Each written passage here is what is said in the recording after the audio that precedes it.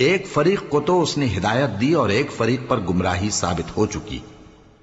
ان لوگوں نے اللہ کو چھوڑ کر شیطانوں کو رفیق بنا لیا اور سمجھتے یہ ہیں کہ ہدایت یاب ہیں۔ اے بنی آدم، ہر نماز کے وقت اپنے آپ کو مزین کیا کرو اور کھاؤ اور پیو اور بیجا نہ اڑاؤ کہ اللہ بیجا اڑانے والوں کو دوست نہیں رکھتا۔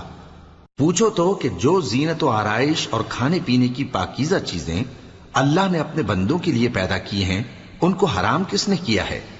کہہ دو کہ یہ چیزیں دنیا کی زندگی میں بھی ایمان والوں کے لیے ہیں اور قیامت کے دن صرف انہی کا حصہ ہوں گی۔ اسی طرح اللہ اپنی آیتیں سمجھنے والوں کے لیے کھول کھول کر بیان فرماتا ہے۔